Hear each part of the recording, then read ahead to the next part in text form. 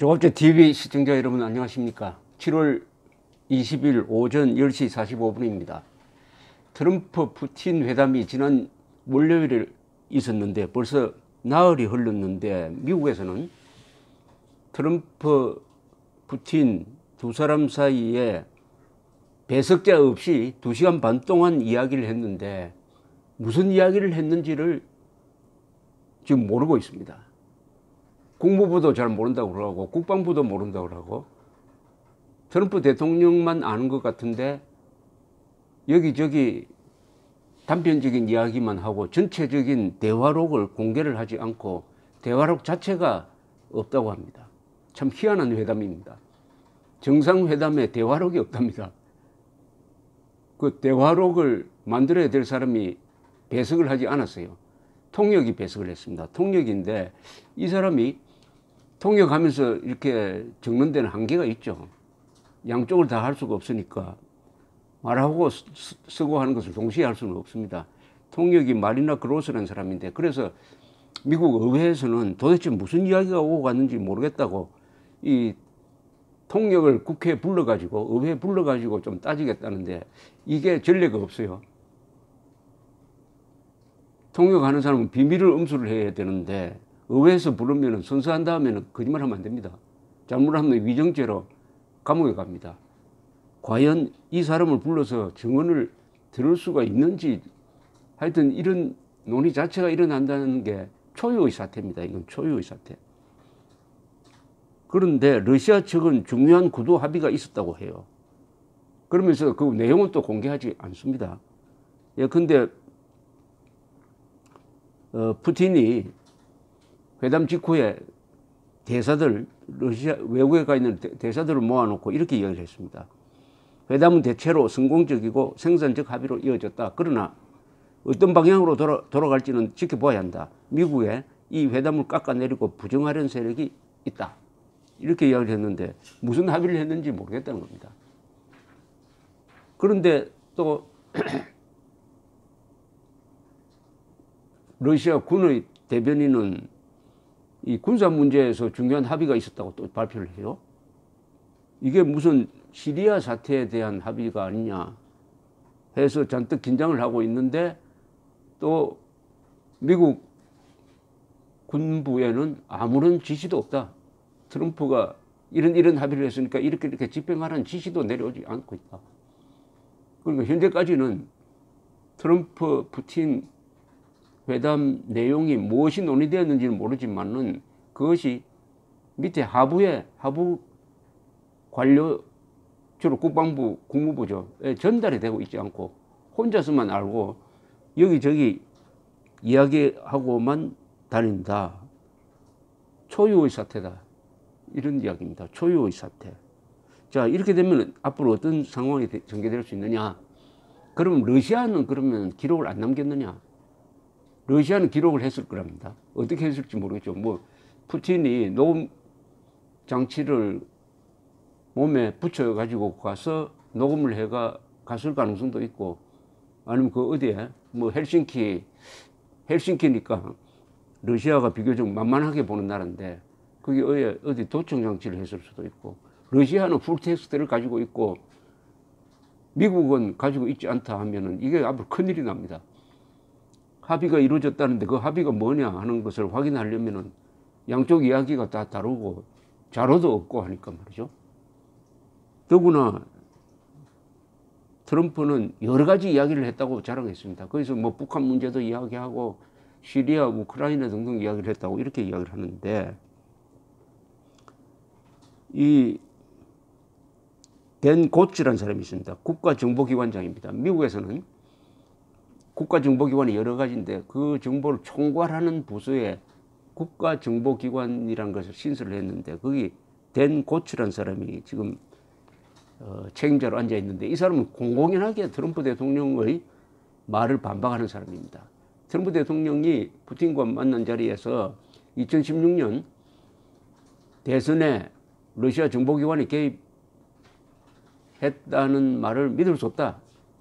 미국 정보기관의 판단을 믿을 수 없다라고 이야기를 했더니 적시 댄 고츠라는 사람이 나와가지고 정보기관의 판단은 거의 만장일치로 이루어진 것이다라고 또 반박을 한 사람입니다. 이 사람이 뭐라고 이야기하냐면은 이 자기가 만약 자문을 받았다면은 이런 식으로 회담하면 안 된다. 1대1 이런 식의 회담은 매우 위험하다고 건의를 했을 것이다. 라고 이야기를 했습니다. 여기서 지금 말이 안 맞는 게 트럼프가 푸틴에게 우리 특검이 12명의 러시아 정보기관원을 해킹 혐의로 기소를 했으니까 그 사람을 좀 조사할 수 있도록 해줄 수 있느냐라고 이야기했더니 푸틴이 딱 받아가지고 할 수 있다. 우리가 협조를 하겠다. 그 대신에 우리가 조사하고 싶은 미국 사람이 있다. 그 중에 이런 사람이 있다. 주로 반러시아 활동한 사람이에요. 이렇게 제안을 한 겁니다. 상호 제안을 한 거죠. 그럼 좋다. 서로 한번 조사를 해보자. 미국 사람은 러시아 사람을 조사하고 러시아 수사기관은 미국 사람을 조사하고 양쪽 다 한번 해보자. 그런데 푸틴이 조사하고 싶다고 한 사람 중에 한 사람이 외교관이에요. 누구냐면은 러시아 주재 미국 대사입니다. 그러니까 외교관들이 지금 발칵했습니다. 어떻게 면책 특권이 있는 외교관에 대한 조사를 미국 대통령이 허용할 수 있느냐. 그런데 이 제안에 대해서 트럼프 대통령이 상당히 호의적, 아주 근사한 제안을 했다라고 호의적 제안 반응을 보이다가 언론이 들고 일어나니까 또 하루 만에 말을 바꿨어요. 트럼프가 그 제안을 사실은 거부했다라고 말을 바꿨는데 이게 누구 말이 맞는지 모릅니다. 이런 이야기가 또 오가고 있고 또 뭐냐 하면은 이게 우크라이나에 대해서도 이야기가 있었다는 또 기사가 나오고 있습니다. 우크라이나 핵 확산, 북한 문제, 중동 평화에 대한 이야기가 있었다. 이 우크라이나에 대한 이야기가 있었다고 하니까 미국 국무부가 아주 잔뜩 긴장하고 있습니다. 혹시 트럼프가 푸틴에게 속아가지고 지금 우크라이나에서 동부 지역에서는 러시아가 반란군을 지원하면서 일종의 내전 상태가 지금 전개되고 있습니다. 거기에 대해서 또 푸틴에게 트럼프가 무슨 양보를 한 게 아니냐 해가지고 지금 국방부는 긴장을 하면서 그 내용이 뭐냐라고 물어도 안 가르쳐 준답니다. 백악관에서 안 가르쳐 준다고 합니다. 심지어는 미국의 관료들은 아주 냉소적으로 이야기합니다. 트럼프가 정상회담에서 뭘 하든지 그거 중요하지 않다. 그 실천도 되지 않는다. 본인도 거기에 대해서 관심이 없다. 회담하고 나서는. 이제는 정상회담 신경 쓸 거 없다라는 이야기를 한다고 그럽니다. 정상회담은 국가와 국가 간의 회담이고 가장 중요한 회담인데 트럼프가 그 회담을 아주 희화화시키고 있는 거죠. 특히 김정은과 만나서 엉망진창을 만들고 말았습니다.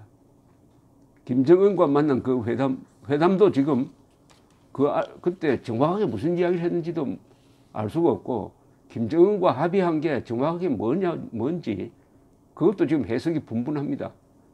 제가 읽어본 문장은 저로서는 그게 김정은 중심으로 된 것 같은데 미국에서 해석은 또 달라요. 한반도 비핵화를 미국에서는 그건 북한의 비핵화로 이렇게 해석을 하고 있어요.